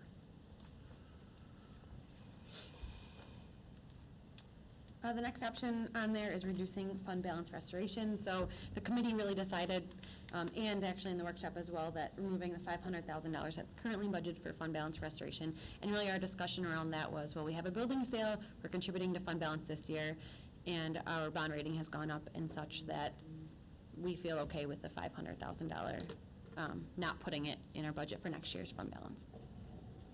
Reducing department budget, so at the board workshop, the most voted on item was reducing budgets by 5%, which represented about $138,000 worth of savings. And both of these options represent $277,000 worth of savings, which is reducing the budgets by 10%. And we talked with the various departments, and that 10% is feasible. So it's not, so we can still complete all of our contracts and everything that we have agreed to without compromising any of our services. So that 10% is feasible. Caitlin? Mm-hmm. But that's excluding IT and facilities, right? Yep. So it's 10% for all departments except for those two? Yep. So we're clear. The cell phone stipend, so we just went out with our cell phone stipend. This year we, sorry, I worded that wrong. We last week sent out the contracts for people to sign to receive their cell phone stipend. The list includes principals, APs, IT, tech, facilities, and right now it's about $17,000. And when we're kind of going through the positions, we realized we haven't updated this list since a few years ago, and a lot of things have changed with phone companies and such, so it doesn't cost any more money oftentimes for people to have texting on their phone, whereas a couple of years ago, we had limits on texting, so that's not the case for everybody, but we did decide that, especially with the board's workshop last time, that they wanted us to look into this. So with this option of revising that essential emergency personnel list that received that cell phone stipend, we'd see at least a minimum of $5,000 of savings, which is minor in the grand scheme of things, but still represented on this list. The next one is reducing credit reimbursement. So again, this is something that the board has asked us to look into based on that last budget workshop. And we could reduce our administrator credit reimbursement by about $20,000 and still fund half of what we're funding. So it wouldn't be completely cutting it out of the budget. We'd still fund half. Whether that means it's actually a 50% or what it is, that we'd have to look into more. The next one is transfer year-end surplus from Fund 10 to Fund 38. So what this one is our year-end position, we're budgeted to put $500,000 into fund balance in Fund 10. Anything beyond that, we could transfer from Fund 10 to Fund 38, which is what we did last year.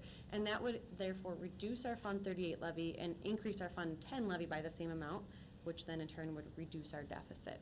So right now, and this is going to sound like a big swing, but we're looking at but somewhere between $400,000 and $2,400,000. And that's just because I haven't done a year-end here yet, so I'm not sure what it generally looks like. Do we have $2 million of expenses in June, or do we really spend most of our money in the previous months? So in July, we'll have a much more solid estimate on what that year-end surplus looks like that is above and beyond that $500,000. And anything that's in there, we could transfer to Fund 38, which again would reduce our Fund 38 levy and increase our Fund 10 levy. So this $400,000 I think is a conservative estimate. I think we could potentially have more. So say we had $2.4 million in there, we could remove $2 million of other savings opportunities from this document. So this is the same practice that we have done in the last few years to prepay this debt, which reduces what we're essentially putting into debt from the levy that we're getting. It's not the same, in my opinion, the same way of kicking the can down the road is that it's money that we save from the budget from this year to pay, but we're paying for next year. So we're kind of padding our income, if you will, because we're deferring, we're not taking money we're getting from the tax levy and the tax rolls and paying our debt and all our expenses. We're taking some money from this year and paying it for next year. And if, for whatever reason, there comes a year where we're just spot on our budget and we have no extra, then we're going to have a lot of money that we're going to have to come up with that we weren't used to coming up with. So I just want to make sure that everyone understands that's the process that we have been using. That's what this process is advocating for again, whether it's $400,000 or $2.4 million that we're doing that with. We're not effectively funding our entire budget with the levy for that next year. We're using some from last year to move it to this year. Mm-hmm. And to go off of that point, we looked at what we moved at the end of last year. We moved $3.7 million, essentially prepaying. It's the same practice that we're talking about right now. $3.7 million from Fund 10 to Fund 38. So in looking at why we're having this budget deficit that we didn't see, like we're not expecting, it's because we did that with $3.7 million, and it's tough to get rid of that all in 1 year. So really this practice kind of has to be like weaned off of in order to let it go completely. It's hard to just get rid of it altogether in 1 year. I wasn't fully aware that that's kind of how it was working. And so when we had this huge deficit, I was like, what? Mm-hmm. I thought it was a new debt. I'm like, is there some new payment that we hadn't, that we're just starting this Right. next year? But that wasn't the case. It's just a matter of we're not looking at saving as much money in the budget as we had last year because that's how we've been doing it. We haven't been seeing that big number that we now see. Yep. And so I think it's important to face that fact, and weaning off is a good way to look at it, as long as we do it. Get there. An effort, yeah. As long as we do it. because eventually, we're not gonna have a buffer as big as we have been doing, and that's gonna be a dangerous thing to look at if we are in that situation. The next item on here is reducing the budgeted amount for the transfer to Fund 46 for turf fields replacement plan. And this item is, every year, we're supposed to contribute, per this plan, $325,000 annually to Fund 46. This year, we're contributing $650,000, so essentially funding 2 years' worth, which is why we have the Finance Committee recommending that we just remove that $650,000 for next year, and then the following year, we'd have to, again, fund the $325,000 to get back on track, or to stay on track. The next option is reducing the supplemental pay budget. So currently, we pay out about $400,000 for curriculum leads, school supplementals for extracurriculars, after-school clubs, other district, kind of like in this building, people getting supplementals. The Finance Committee recommends that $50,000 in savings in that line item, and the other option is $60,000. The $50,000 can likely be achieved with moving more vertically, aligning our curricular leads from a K-5 and a 6-12 person to one person for that K-12 subject, and looking at decreasing or just paying more close attention to the supplementals that we're giving within this building and for admin or at-will people. Achieving the $60,000 is probably looking at cutting back from the extracurriculars or after-school clubs. It's probably going to affect more of the schools more than just people in the admin at-will area, if that makes sense. The CIP budget, mentioned this in the other line item, but originally we were looking at $1.2 million to fund CIP projects, and this option this recommendation, both options 1 and 2, is looking at just making that $1 million to fund CIP budget for next year. Caitlin? Yep. And the reason we went with this is because this last year they operated off of $960,000, and so it's not going to be a little bit more money than they got last year, but again, to try and help with the budget deficit. And then in the last line item, this is what we use essentially to balance the budget. So this is utilizing whatever that deficit was, so $450,000 in the case of this option 2, using debt payments using the building sale proceeds to fund debt payments of that amount. So if we decided to change any of these other options, we could always contribute more. Again, haven't discussed this one yet. This was new. The Finance Committee hasn't seen this one yet. So just wanted to, bring everyone in the loop on that one. But that was how this option 2 became balanced, was utilizing more of our building sale proceeds. So, yep, Christine. You have 400,000 on the I know, left. this should say 450 on the left, on the left, label. it should say 450? Yeah. Yep. All right, thank you.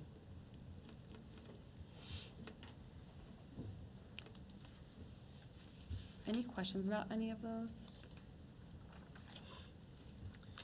So, one of the things that, Caitlin and I have talked about this, and I've talked about a couple board members, that appeals to me about kind of taking a couple parts of each, is in place of performance compensation, which by not funding it, also, if the board supports that, I think it's also time to end it, because it doesn't seem to be contributing. I've communicated this a bunch even at the very beginning of the school year in front of all the teachers. It doesn't seem to be adding to student performance, and it adds workload that is significant and stress and anxiety around teacher evaluations.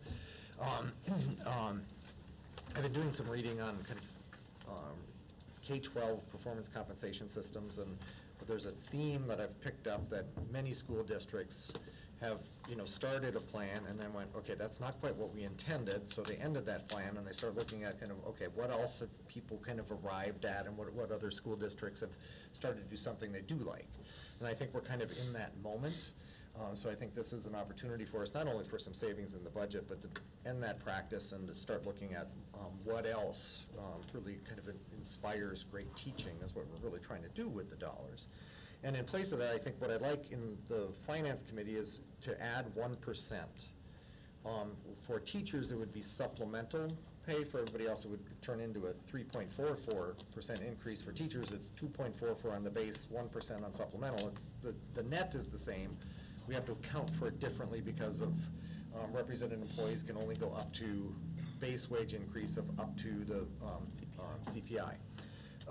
But I think to be able to communicate to especially our educators that we're hearing their feedback through the employee engagement survey that our compensation is behind. And we know that. I mean, part of the dynamic, and I've shared this with principals last week, is with the cost of retiree health care, we can either keep paying that or we can pay people that work here now, but long-term, we can't do both. But I think having a little room right now to be able to do better than 2.44, at least is, we're hearing. And so if we were to add that into option 2, then it means essentially we have to, use a little bit more of either building sales, or if we get better than expected year-end numbers. But when Caitlin shared that, that this would shift us from 3.7 million of kind of prepaying, or, saying kicking the can down the road, that would move us to 1.9. That 1.9 would include shifting that 515,000 over to option 2, so to speak, but then we've got to balance that somewhere else. But I think that makes sense to me, and I'd love to be able to announce that at the beginning of the school year, that, we're hearing feedback and we can do a little bit better. We can't do everything you deserve, but at least we can get a little bit further than 2.44.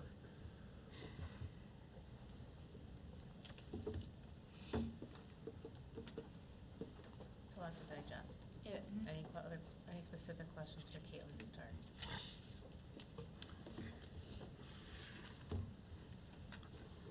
I want to make a comment. So, and this is, so right now, if we're looking at for the removing performance comp, but adding the 1% and increasing healthcare costs and increasing dental, it's a lot. It winds up almost being a negative or close to it, or at least a net even. So I know that I don't want to try to start adding things back into the budget, but I think when I was putting my stickers on, I was comfortable with one over the other. And so personally, I'm more comfortable with choosing, to do the healthcare increase because it has a bigger impact, and leaving the dental alone for a year until we can do some of this bigger work on compensation as a whole. Just because I feel like that's a lot all in 1 year to digest, even with the additional percentage on that. So that's my thought on that part of it. But again, going forward. Yeah, it's not a big dollar amount, and again, in terms of the way it feels, that maybe something that we hold for next year. I would agree with both Marty and Stephanie that I like the 1.285 option with the 2.4 plus the 1%. I like Stephanie, like the dental plan. I didn't think it was that huge of a number. And then just moving that all to where we were talking about,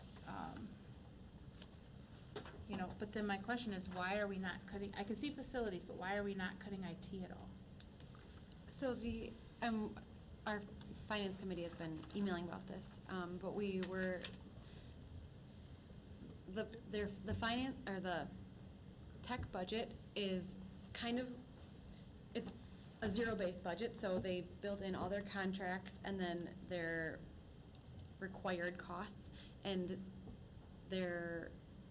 that was the budget that is included in the current year, whereas the other budgets had more wiggle room.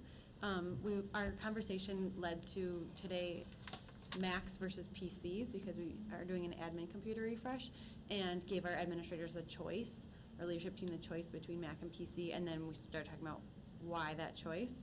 Some of our schools use the Apple platform in their schools, so it made sense for those administrators to be on Apple computers. Some schools don't, so go ahead, Gary. Yeah, I went through this budget with someone else who used to be a school district IT director, and he said it's a pretty tight IT budget. But the one area was the Mac versus PC, and I'd like to have a separate discussion on technology, and Apple comes with a premium price, so you know, I would like, not every school uses Apple, some schools are using PC, and it would be good to get schools to take a look at, do you really need Apple, because of the premium that it costs. But I think for this year, it might be a little late to do that, and I think it's something that needs to be done in the future. So to go back to the original question, so your comment on the IT budget, there's nothing really to strip. Is that what you're Correct, saying? yep, it's Okay. it's zero-based, so what's in there is, there's not much Contracted wiggle work. room in there. Okay. Yeah, this year, there isn't Okay. much, Okay. but I think there's some things in the IT budget that in the future, we can take a look at. Absolutely. Good. Thank you.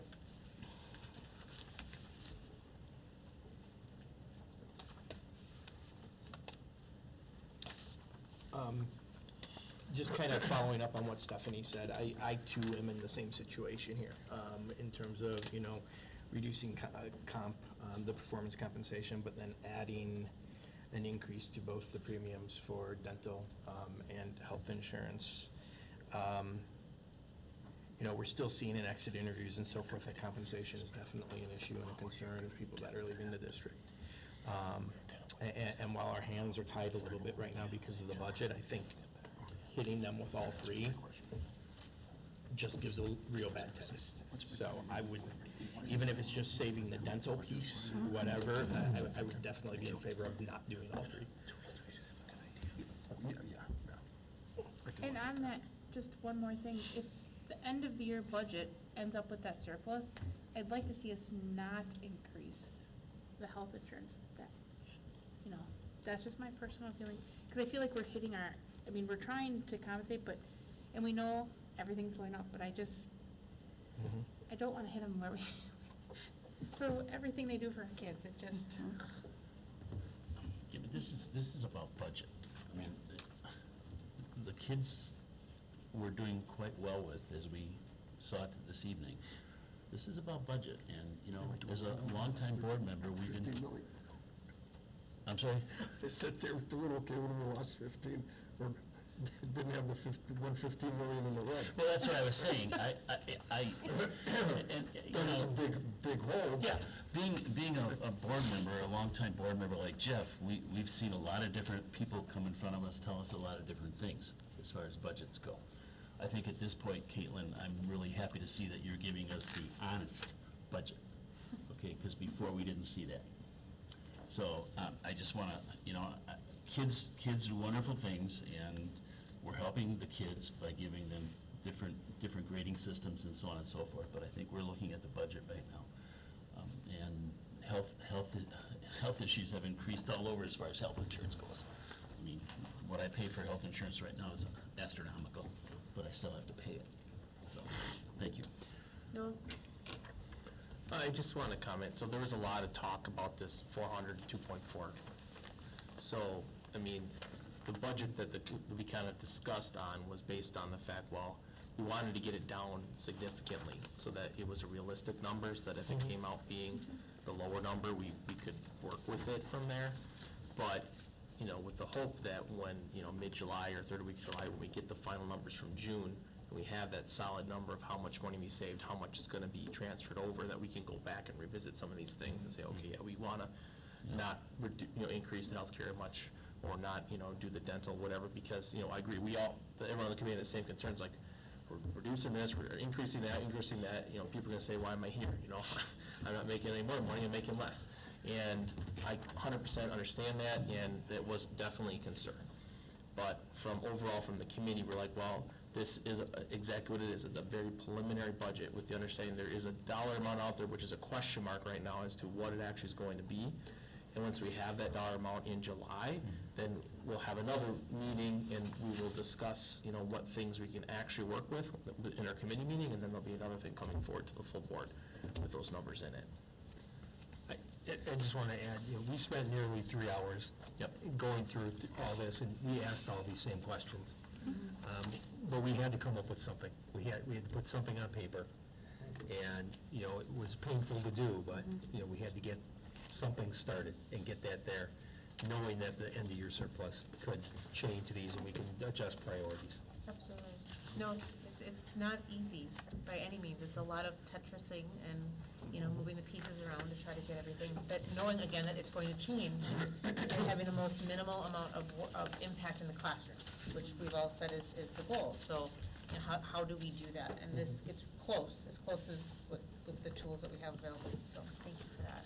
Yes, and Caitlin reminded me, was it today, that a year ago, the preliminary budget the board supported was $500,000 in deficit, right? So we actually moved into the first round of approval, feeling comfortable with that. I think we can get to preliminary balanced tonight, I'm more comfortable there. And then, again, to see what the year-end position is, and, there's still other factors with third Friday counts and open enrollment numbers, and so there's a lot of things that change between now and final budget in October. So going forward, sorry, Dan, go ahead. No, I just want to thank you for mentioning July and the 3 weeks in regards to that, because I think we have a better picture of it then. Right now, I have a lot of questions, and I'm seeing a lot of numbers, and I'm seeing, let's do this, let's not do that, let's do this, let's not do that. Again, I've been on the board long enough to have heard, let's do this and let's do that, and it put us in a pretty bad position, so thank you. So before we go into the action item, Gary's got I'm sorry, go ahead, Gary. I just do want to mention one other thing, that even though we have 3 people here on the committee, anybody can come to the committee meeting. Yeah, and- absolutely. If you want to and spend sit 3 through it. hours, come on. Let's go for Come on 4. over.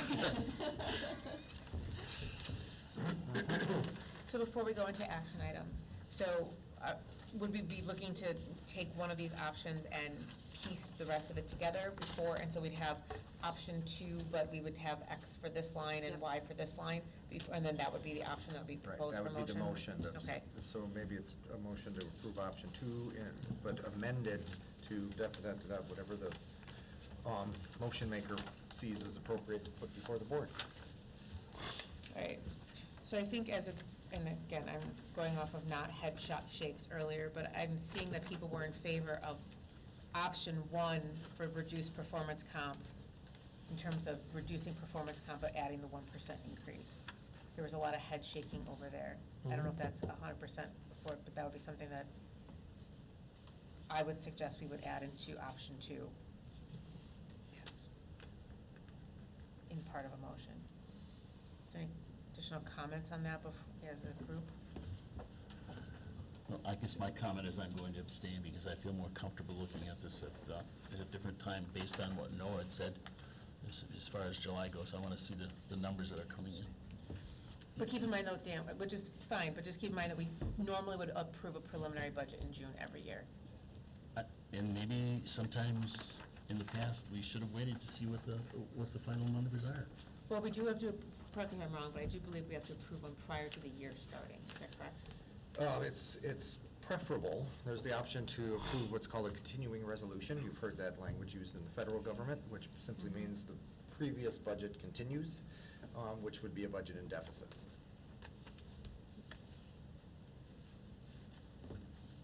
All right, so if I'm taking a look at this, and then what do people feel about the dental insurance?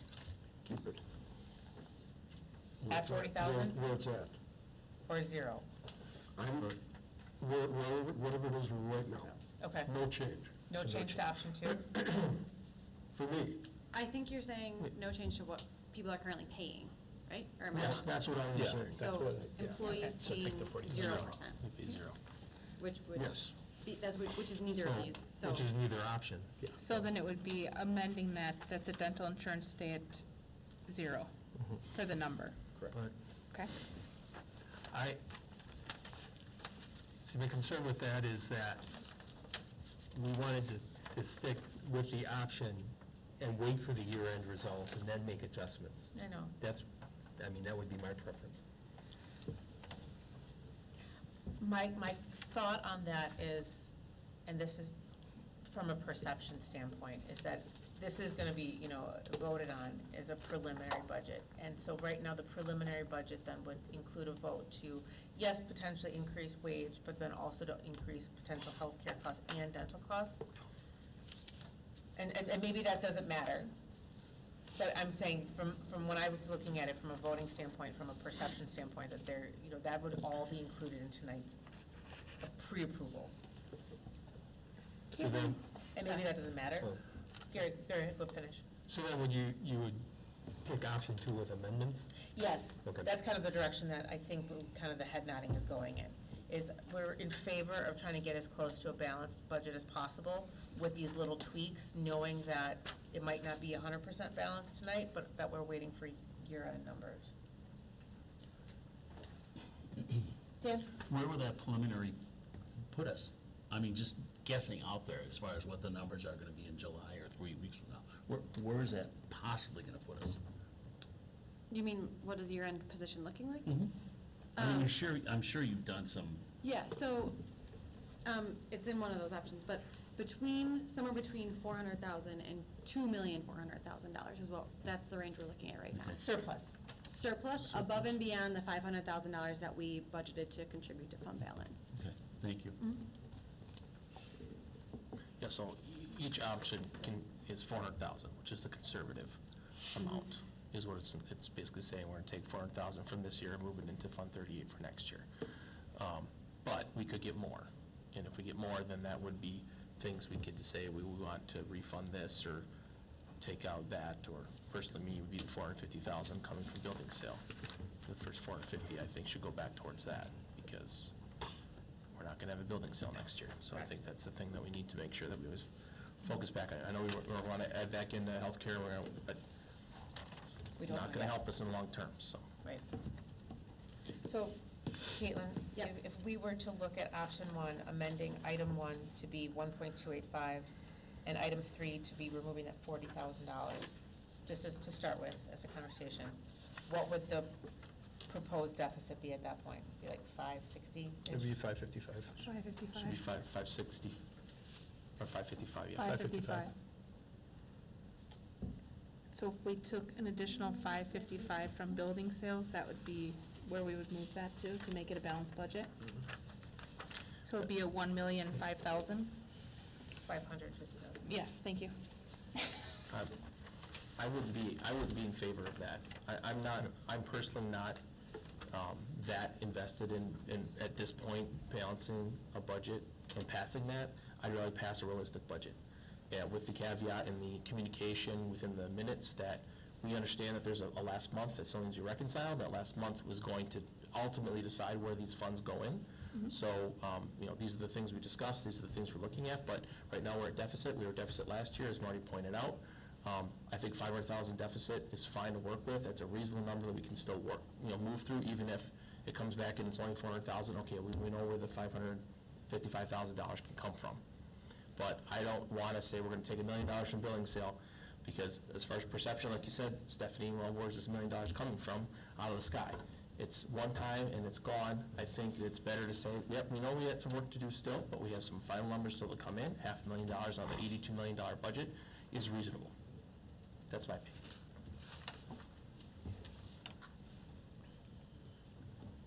I would probably vote against a budget that included that. So right now, we would be looking at potentially, again, going off of head shakes and nods, an option 2 budget that included for item 1, a $1.285 million savings, and item 3 being at 0. And that would take us to a $550,000 deficit as a preliminary budget. 55. $555,000 budget. It's 55555. 555-000. Yes. Before we would go forward, what additional comments or questions would we have as a group for Caitlin before we would begin to consider this? Do you have an approximate date of when? I know usually it's like usually the third week of the month where we have a, I mean, I would say the third week we could have a much stronger estimate. okay. And we have our final payrolls going through this week, so those numbers will be concrete by then, and then it's just any other contract payments that we have, credit cards, all those last minute POs that we had, invoices that are coming in, that kind of thing. We make sure to have our committee meeting after that is all in, so that we Sure, can, after, yep, just to ensure, even if it's an off week. yep. There's only 2 meetings in July, so hopefully Okay. that would Yeah. work. Keeping in mind holiday and, Right. all that. I mean, the first week of July, it's really crappy because it's for end of quarter and it's everything else. It's end of the year for you, it's end of quarter, and it's a holiday and all those other things, so it's like perfect, horrible timing to do any kind of reconciliation in the county. Exactly. So, and I don't even have to do that much of it, but it's still really bad timing. I like that, for us to- perfectly horrible. Perfectly horrible, Yeah. it is. And New Year and Fourth of July week are always really rough for end of quarter type stuff, end of year type stuff, so. Any additional comments, questions? Caitlin, thoughts? Otherwise, we're gonna look to move into our action item. But I wanna make sure that we've thoroughly vetted this conversation before we do so. Okay. All right, so then we will move on to item 12, action item. Item 12.1 is the approval of the 2019-2020 preliminary budget and tax levy. So we just had this discussion, so I will go ahead and make a motion that we would approve option 2, utilizing the 1.285 million savings from item 1 and removing the $40,000 savings from item 2, putting us at a $555,000 deficit as a preliminary budget approval. Second. It's been moved and seconded. Any additional comments and questions? I'm abstaining. Dan's abstaining. Any other additional comments or questions? If not, all those in favor say aye. Aye. Opposed? Opposed. You're abstaining or you're opposing? I guess I'm gonna go with opposed. Thank you. So we've got 2 oppositions, and then that will go ahead and pass. So, there you go. Okay, that concludes the meeting for the evening. We do need a motion to adjourn. So moved? Second? All those in favor? Aye. Opposed? All right, thank you, everybody. Have a great holiday next week. Be safe. Watch your fireworks.